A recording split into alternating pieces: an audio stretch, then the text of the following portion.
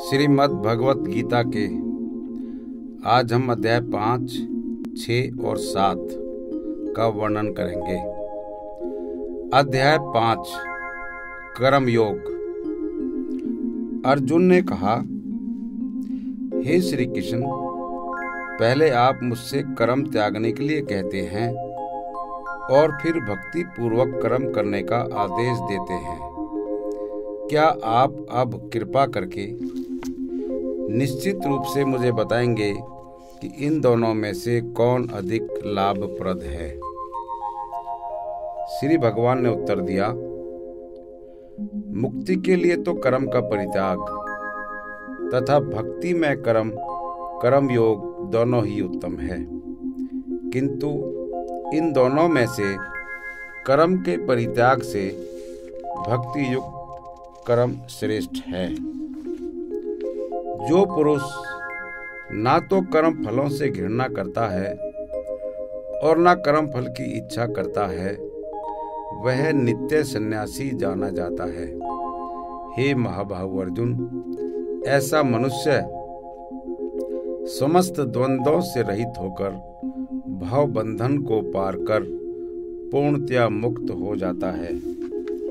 अज्ञानी ही भक्ति कर्म योग को भौतिक जगत के विश्लेषणात्मक अध्ययन सांख्य से भिन्न कहते हैं।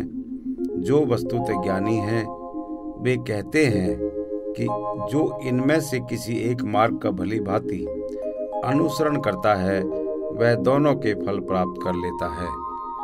जो यह जानता है कि विश्लेषणात्मक अध्ययन सांख्य द्वारा प्राप्य स्थान भक्ति द्वारा भी प्राप्त किया जा सकता है, और इस तरह जो सांख्य योग तथा भक्ति योग को एक समान देखता है, वही वस्तुओं को यथा रूप में देखता है।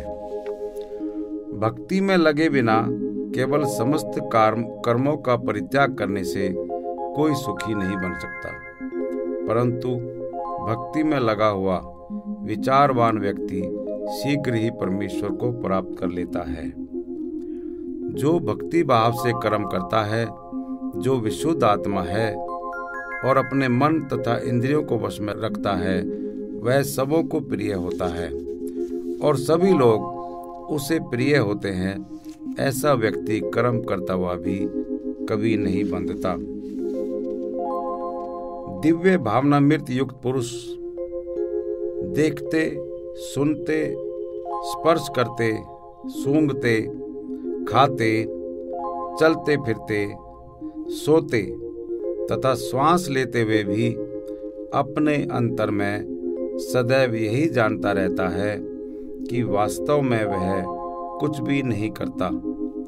बोलते, त्यागते, ग्रहण करते या आंखें खोलते बंद करते हुए भी वह यह जानता रहता है कि भौतिक इंद्रियां अपने अपने विषयों में प्रवृत्त है और वह इन सब से पृथक है।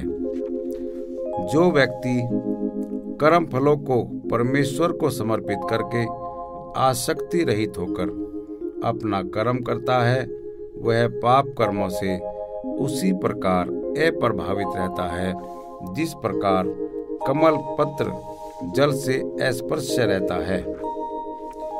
योगी जन आसक्ति रहित होकर शरीर, मन, बुद्धि तथा इंद्रियों के द्वारा भी केवल शुद्धि के लिए कर्म करते हैं। निश्चल भक्त शुद्ध शांति प्राप्त करता है, क्योंकि वह समस्त कर्म फल मुझे अर्पित कर देता है। किंतु जो व्यक्ति श्री भगवान से युक्त नहीं है और जो अपने श्रम का फल कामी है, वह बंध जाता है। जब देहधारी जीवात्मा अपनी प्रकृति को वश में कर लेता है और मन से समस्त कर्मों का परित्याग कर देता है, तब वह 9 द्वारों वाले नगर भौतिक शरीर में बिना कुछ किए कराए सुखपूर्वक रहता है। शरीर रूपी नगर का स्वामी देहधारी जीवात्मा ना तो कर्म का सृजन करता है, ना लोगों को कर्म करने के लिए प्रेरित करता है, ना ही कर्म फल की रचना करता है।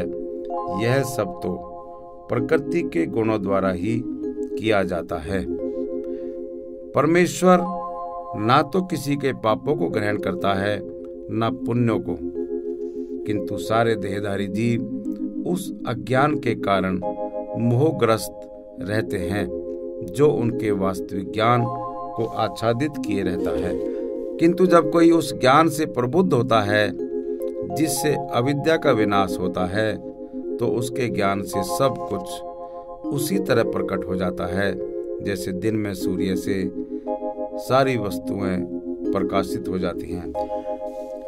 जब मनुष्य की बुद्धि, मन, श्रद्धा तथा शरण सब कुछ श्री भगवान में स्थिर हो जाते हैं, तभी वह पूर्ण ज्ञान द्वारा समस्त कल्मश से शुद्ध होता है और मुक्ति के पथ पर अग्रसर होता है। विनम्र साधु पुरुष अपने वास्तविक ज्ञान के कारण एक विद्वान तथा विनीत ब्राह्मण, गाय, हाथी, कुत्ता तथा चांडाल को समान दृष्टि समभाव से देखते हैं। जिसके मन एकत्व तथा समता में स्थित है, उन्होंने जन्म तथा मृत्यु के बंधनों को पहले ही जीत लिया है। वे ब्रह्म के समान निर्दोष हैं और सदा ब्रह्म में ही स्थित रहते हैं। जो ना तो प्रिय वस्तु को पाकर हर्षित होता है और ना अप्रिय को पाकर विचलित होता है, जो स्थिर बुद्धि है, जो मोह रहित है और भगवत विद्या को जानने वाला है, वह पहले से ही ब्रह्म में स्थित रहता है। ऐसा मुक्त पुरुष भौतिक इंद्रिय सुख की ओर आकर्षित नहीं होता, अपितु सदैव समाधि में रहकर अपने अंतर में आनंद का अनुभव करता है। इस प्रकार स्वरूप सिद्ध व्यक्ति परब्रह्म में एकाग्रचित होने के कारण असीम सुख भोगता है। बुद्धिमान मनुष्य दुख के कारणों में भाग नहीं लेता, जो कि भौतिक इंद्रियों के संसर्ग से उत्पन्न होते हैं। हे कुंती पुत्र, ऐसे भोगों का आदि तथा अंत होता है, अतः चतुर व्यक्ति उनमें आनंद नहीं लेता। यदि इस शरीर को त्यागने के पूर्व कोई मनुष्य इंद्रियों के वेगों को सहन करने तथा इच्छा तथा क्रोध के वेग को रोकने में समर्थ होता है, तो वह इस संसार में सुखी रह सकता है। जो अंतःकरण में सुख का अनुभव करता है, जो कर्मठ है और अंतःकरण में ही रमण करता है तथा जिसका लक्ष्य अंतर्मुखी होता है, वह सचमुच पूर्ण योगी है। वह परब्रह्म में मुक्ति पाता है और अंत तो गत्वा ब्रह्म को प्राप्त होता है। जो लोग संशय से उत्पन्न होने वाले द्वैत से परे हैं, जिनके मन आत्म साक्षात्कार में रत हैं, जो समस्त जीवों के कल्याण कार्य करने में सदैव व्यस्त रहते हैं और जो समस्त पापों से रहित है, वे ब्रह्म निर्वाण मुक्ति को प्राप्त होते हैं। जो क्रोध तथा समस्त भौतिक इच्छाओं से रहित हैं, जो स्वरूप सिद्ध आत्म संयमी है और संसिद्धि के लिए निरंतर प्रयास करते हैं, उनकी मुक्ति निकट भविष्य में सुनिश्चित है। समस्त इंद्रिय विषयों को बाहर करके दृष्टि को भौहों के मध्य में केंद्रित करके प्राण तथा अपान वायु को नथुनों के भीतर रोककर और इस तरह मन, इंद्रियों तथा बुद्धि को वश में करके जो मोक्ष को लक्ष्य बनाता है, वह योगी इच्छा, भय तथा क्रोध से रहित हो जाता है। जो निरंतर इस अवस्था में रहता है, वह अवश्य ही मुक्त है। मुझे समस्त यज्ञों का तथा तपस्याओं का परम भोक्ता, समस्त लोकों तथा देवताओं का परमेश्वर एवं समस्त जीवों का उपकारी एवं हितैषी जानकर मेरे भावनामृत से पूर्ण पुरुष भौतिक दुखों से शांति लाभ करता है। अध्याय 6 ध्यान योग। श्री भगवान ने कहा, जो पुरुष अपने कर्म फल के प्रति अनासक्त है, और जो अपने कर्तव्यों को पालन करता है वही सन्यासी और असली योगी है। वह नहीं जो ना तो अग्नि जलाता है और ना कर्म करता है। हे पांडु पुत्र, जिसे सन्यास कहते हैं उसे ही तुम योग अर्थात पर ब्रह्म से युक्त होना जानो, क्योंकि इंद्रिय तृप्ति के लिए इच्छा को त्यागे बिना कोई कभी योगी नहीं हो सकता। अष्टांग योग के नव साधक के लिए कर्म साधन कहलाता है और योग सिद्ध पुरुष के लिए समस्त भौतिक कार्यकलापों का परित्याग ही साधन कहा जाता है। जब कोई पुरुष समस्त भौतिक इच्छाओं का त्याग करके ना तो इंद्रिय तृप्ति के लिए कार्य करता है और ना सकाम कर्मों में प्रवृत्त होता है, तो वह योगारूढ़ कहलाता है। मनुष्य को चाहिए कि अपने मन की सहायता से अपना उद्धार करे और अपने को नीचे ना गिरने दे। यह मन बद्ध जीव का मित्र भी है और शत्रु भी। जिसने मन को जीत लिया है उसके लिए मन सर्वश्रेष्ठ मित्र है, किंतु जो ऐसा नहीं कर पाया उसके लिए मन सबसे बड़ा शत्रु बना रहेगा। जिसने मन को जीत लिया है उसने पहले ही परमात्मा को प्राप्त कर लिया है, क्योंकि उसने शांति प्राप्त कर ली है। ऐसे पुरुष के लिए सुख दुख, सर्दी गर्मी एवं मान अपमान एक से हैं। वह व्यक्ति आत्म साक्षात्कार को प्राप्त तथा योगी कहलाता है, जो अपने अर्जित ज्ञान तथा अनुभूति से पूर्णतः संतुष्ट रहता है। ऐसा व्यक्ति अध्यात्म को प्राप्त तथा जितेंद्रिय कहलाता है। वह सभी वस्तुओं को, चाहे वे कंकड़ हो, पत्थर हो या कि सोना, एक समान देखता है। जब मनुष्य निष्कपट हितैषियों, प्रिय मित्रों, तटस्थों, मध्यस्थों, ईर्ष्यालुओं, शत्रुओं तथा मित्रों, पुण्य आत्माओं एवं पापियों को समान भाव से देखता है, तो वह और भी उन्नत माना जाता है। योगी को चाहिए कि वह सदैव अपने शरीर, मन तथा आत्मा को परमेश्वर में लगाए, एकांत स्थान में रहे और बड़ी सावधानी के साथ अपने मन को वश में करे। उसे समस्त आकांक्षाओं तथा संग्रह भाव की इच्छाओं से मुक्त होना चाहिए। योगाभ्यास के लिए योगी एकांत स्थान में जाकर भूमि पर कुश बिछा दे और फिर उसे मृगछाला से ढके तथा ऊपर से मुलायम वस्त्र बिछा दे। आसन ना तो बहुत ऊंचा हो ना बहुत नीचा, यह पवित्र स्थान में स्थित हो। योगी को चाहिए कि इस पर दृढ़ता पूर्वक बैठ जाए और मन, इंद्रियों तथा कर्मों को वश में करते हुए तथा मन को एक बिंदु पर स्थिर करके हृदय को शुद्ध करने के लिए योगाभ्यास करे। योगाभ्यास करने वालों को चाहिए कि वे अपने शरीर, गर्दन तथा सिर को सीधा रखें और नाक के अगले सिर पर दृष्टि लगाएं।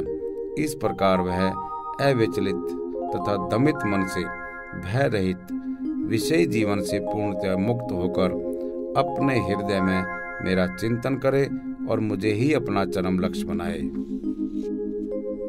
इस प्रकार शरीर, मन तथा कर्म में निरंतर संयम का अभ्यास करते हुए संयमित मन वाले योगी को इस भौतिक अस्तित्व की समाप्ति पर भगवत धाम की प्राप्ति होती है। हे अर्जुन, जो अधिक खाता है या बहुत कम खाता है, जो अधिक सोता है अथवा जो पर्याप्त नहीं सोता, उसके योगी बनने की कोई संभावना नहीं है। जो खाने, सोने, आमोद प्रमोद तथा काम करने की आदतों में नियमित रहता है, वह योगाभ्यास द्वारा समस्त भौतिक क्लेशों को नष्ट कर सकता है। जब योगी योगाभ्यास द्वारा अपने मानसिक कार्यकलापों को वश में कर लेता है और अध्यात्म में स्थित हो जाता है, अर्थात समस्त भौतिक इच्छाओं से रहित हो जाता है, तब वह योग में सुस्थिर कहा जाता है। जिस प्रकार वायु रहित स्थान में दीपक हिलता डुलता नहीं, उसी तरह जिस योगी का मन वश में होता है वह आत्म तत्व के ध्यान में सदैव स्थिर रहता है। सिद्धि की अवस्था में, जिसे समाधि कहते हैं, मनुष्य का मन योगाभ्यास के द्वारा भौतिक मानसिक क्रियाओं से पूर्णतः संयमित हो जाता है। इस सिद्धि की विशेषता यह है कि मनुष्य शुद्ध मन से अपने को देख सकता है और अपने आप में आनंद उठा सकता है। उस आनंदमय स्थिति में वह दिव्य इंद्रियों द्वारा असीम दिव्य सुख में स्थित रहता है। इस प्रकार स्थापित मनुष्य कभी सत्य से विपत नहीं होता और इस सुख की प्राप्ति हो जाने पर वह इससे बड़ा कोई दूसरा लाभ नहीं मानता। ऐसी स्थिति को पाकर मनुष्य बड़ी से बड़ी कठिनाई में भी विचलित नहीं होता। यह निसंदेह भौतिक संसर्ग से उत्पन्न होने वाले समस्त दुखों से वास्तविक मुक्ति है। मनुष्य को चाहिए कि संकल्प तथा श्रद्धा के साथ योगाभ्यास में लगे और पथ से विचलित ना हो। उसे चाहिए कि मनोधर्म से उत्पन्न समस्त इच्छाओं को निरपवाद रूप से त्याग दे और इस प्रकार मन के द्वारा सभी ओर से इंद्रियों को वश में करे। धीरे धीरे क्रमशः पूर्ण विश्वास पूर्वक बुद्धि के द्वारा समाधि में स्थित होना चाहिए और इस प्रकार मन को आत्मा में ही स्थित करना चाहिए तथा अन्य कुछ भी नहीं सोचना चाहिए। मन अपनी चंचलता तथा स्थिरता के कारण जहाँ कहीं भी विचरण करता हो, मनुष्य को चाहिए कि उसे वहां से खींचे और अपने वश में लाए। जिस योगी का मन मुझ में स्थिर रहता है, वह निश्चय ही दिव्य सुख की सर्वोच्च सिद्धि प्राप्त करता है। वह रजोगुण से परे हो जाता है। वह परमात्मा के साथ अपनी गुणात्मक एकता को समझता है और इस प्रकार अपने समस्त विगत कर्मों के फल से निवृत्त हो जाता है। इस प्रकार योगाभ्यास में निरंतर लगा रहकर आत्म संयमी योगी समस्त भौतिक कलमश से मुक्त हो जाता है और श्री भगवान की दिव्य प्रेमा भक्ति में परम सुख प्राप्त करता है। वास्तविक योगी समस्त जीवों में मुझको तथा मुझ में समस्त जीवों को देखता है। निसंदेह स्वरूप सिद्ध व्यक्ति मुझ परमेश्वर को सर्वत्र देखता है। जो मुझे सर्वत्र देखता है और सब कुछ मुझ में देखता है, उसके लिए ना तो मैं कभी अदृश्य होता हूँ और ना वह मेरे लिए अदृश्य होता है। जो योगी मुझे तथा परमात्मा को अभिन्न जानते हुए परमात्मा की भक्ति पूर्वक सेवा करता है, वह हर प्रकार से मुझ में सदैव स्थित रहता है। हे अर्जुन, वह पूर्ण योगी है जो अपनी तुलना से समस्त प्राणियों की उनके सुखों तथा दुखों में वास्तविक समानता का दर्शन करता है।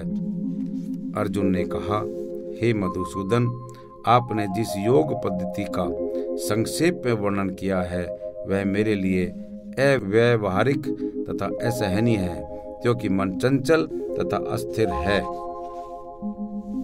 हे श्री कृष्ण, जो कि मन चंचल, अस्थिर, उत्संखल, हठीला तथा अत्यंत बलवान है, अतः मुझे इसे वश में करने, वायु को वश में करने से भी अधिक कठिन लगता है। भगवान श्री कृष्ण ने कहा, हे महाभायु कुंती पुत्र, निसंदेह चंचल मन को वश में करना अत्यंत कठिन है, किंतु उपयुक्त अभ्यास द्वारा तथा विरक्ति द्वारा ऐसा संभव है। जिसका मन उत्संखल है, उसके लिए आत्म साक्षात्कार कठिन कार्य होता है, किंतु जिसका मन संयमित है और जो समुचित उपाय करता है, उसकी सफलता ध्रुव है, ऐसा मेरा मत है। अर्जुन ने कहा, हे श्री कृष्ण, उस असफल योगी की गति क्या है जो प्रारंभ में श्रद्धा पूर्वक आत्म साक्षात्कार की विधि ग्रहण करता है, किंतु बाद में भौतिकता के कारण उससे विचलित हो जाता है और योग सिद्धि को प्राप्त नहीं कर पाता। हे महाबाहु श्री कृष्ण, क्या ब्रह्म प्राप्ति के मार्ग से भ्रष्ट ऐसा व्यक्ति आध्यात्मिक तथा भौतिक दोनों ही सफलताओं से च्युत नहीं होता और छिन्न भिन्न बादल की भांति विनष्ट नहीं हो जाता, जिसके फलस्वरूप उसके लिए किसी लोक में कोई स्थान नहीं रहता। हे श्री कृष्ण, यही मेरा संदेह है और मैं आपसे इसे पूर्णतया दूर करने की प्रार्थना कर रहा हूँ। आपके अतिरिक्त अन्य कोई ऐसा नहीं है जो इस संदेह को नष्ट कर सके। श्री भगवान ने कहा, हे पृथापुत्र, कल्याण कार्यों में निरत योगी का ना तो इस लोक में और न परलोक में ही विनाश होता है। हे मित्र, भलाई करने वाला कभी बुराई से पराजित नहीं होता। असफल योगी पवित्र आत्माओं के लोकों में अनेक वर्षों तक भोग करने के बाद या तो सदाचारी पुरुषों के परिवार में या कि धनवानों के कुल में जन्म लेता है, अथवा यदि दीर्घ काल तक योग करने के बाद असफल रहे तो वह ऐसे योगियों के कुल में जन्म लेता है जो अति बुद्धिमान है। निश्चय ही इस संसार में ऐसा जन्म दुर्लभ है। हे कुरुनंदन, ऐसा जन्म पाकर वह अपने पूर्व जन्म की दैवी चेतना को पुनः प्राप्त करता है और पूर्ण सफलता प्राप्त करने के उद्देश्य से वह आगे उन्नति करने का प्रयास करता है। अपने पूर्व जन्म की दैवी चेतना से वह ना चाहते हुए भी स्वतः योग के नियमों की ओर आकर्षित होता है। ऐसा जिज्ञासु योगी शास्त्रों के अनुष्ठानों से परे स्थित होता है और जब योगी समस्त कल्मश से शुद्ध होकर सच्ची निष्ठा से आगे प्रगति करने का प्रयास करता है तो अंत तो गत्वा अनेक जन्म के अभ्यास के पश्चात सिद्धि लाभ करके वह परम गंतव्य को प्राप्त करता है। योगी पुरुष तपस्वी से, ज्ञानी से तथा सकाम कर्मी से बढ़कर होता है। अतः हे अर्जुन, तुम सभी प्रकार से योगी बनो और समस्त योगियों में से जो योगी अत्यंत श्रद्धा पूर्वक मेरे परायण है, अपने अंतःकरण में मेरे विषय में सोचता है और मेरी दिव्य प्रेमा भक्ति करता है, वह योग में मुझसे परम अंतरंग रूप में युक्त रहता है और सबों में सर्वोच्च है। यही मेरा मत है। अध्याय 7 भगवत ज्ञान। श्री भगवान ने कहा, हे पृथापुत्र, अब सुनो कि तुम किस तरह मेरी भावना से पूर्ण होकर और मेरे मन को मुझ में आसक्त करके योगाभ्यास करते हुए मुझे पूर्णतया संशय रहित जान सकते हो। अब मैं पूर्ण रूप से व्यवहारिक तथा दिव्य ज्ञान कहूँगा। इसे जान लेने पर तुम्हें जानने के लिए और कुछ भी शेष नहीं रहेगा। कई हजार मनुष्यों में से कोई एक सिद्धि के लिए प्रयत्नशील होता है और इस तरह सिद्धि प्राप्त करने वालों में से विरला ही कोई एक मुझे वास्तव में जान पाता है। पृथ्वी, जल, अग्नि, वायु, आकाश, मन, बुद्धि तथा अहंकार, ये 8 प्रकार से विभक्त मेरी भिन्ना अपरा प्रकृतियां हैं।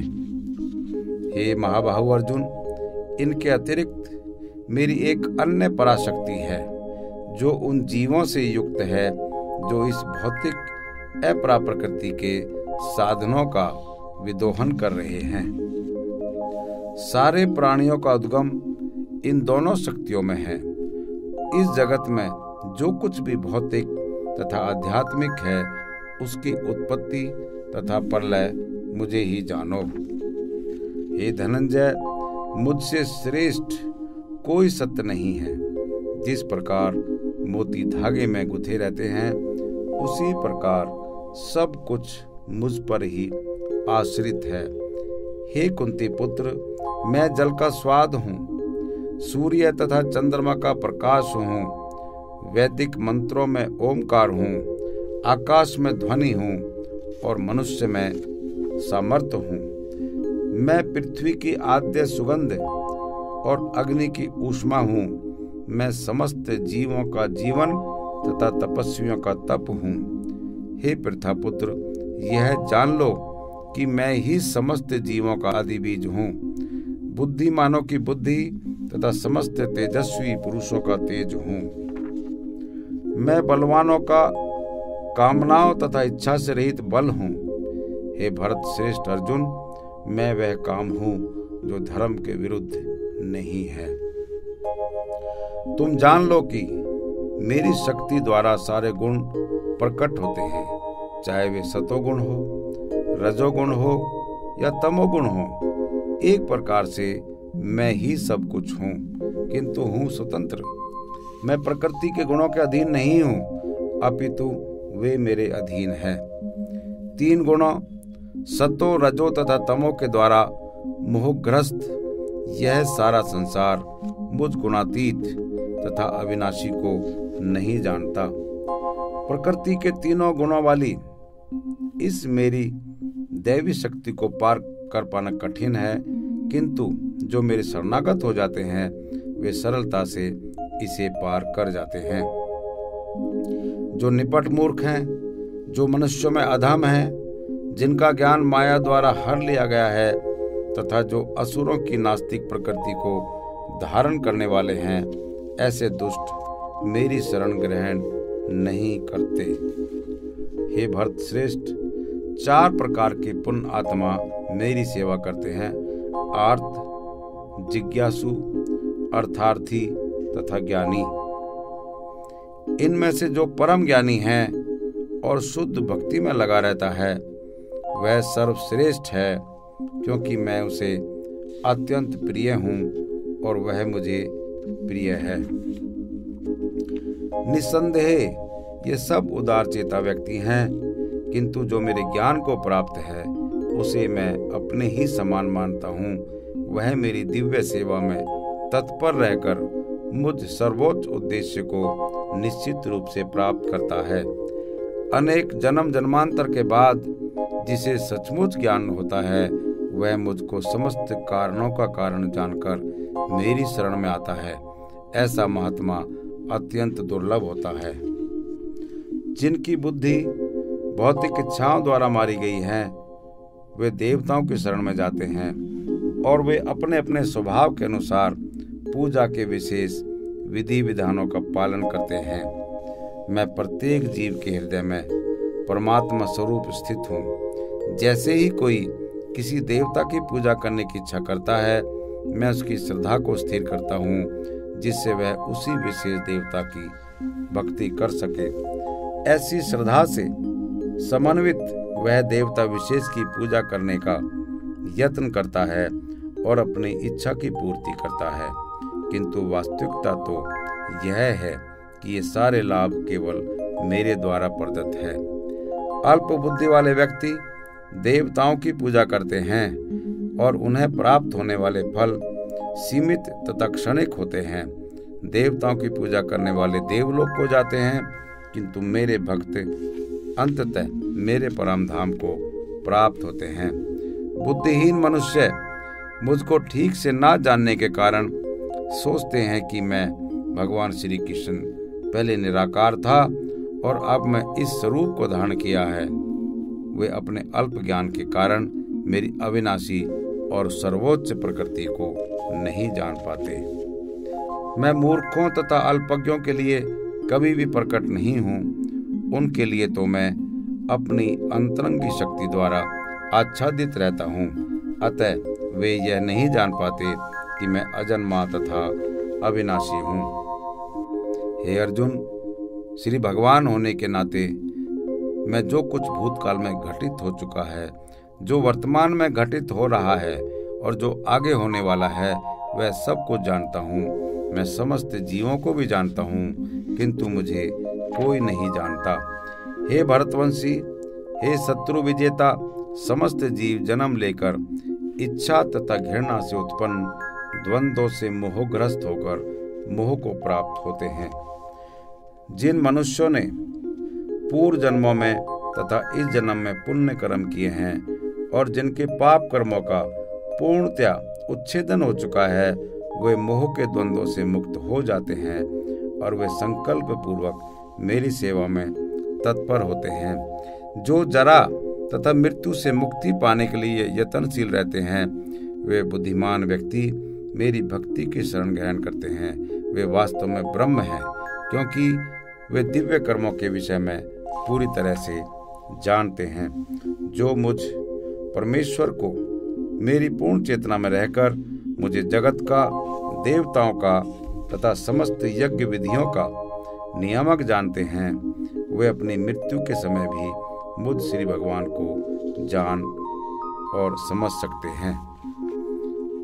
यहीं पर श्रीमद् भगवत गीता के अध्याय 5, 6 और 7 की समाप्ति होती है। हरे कृष्णा हरे कृष्णा हरे कृष्णा।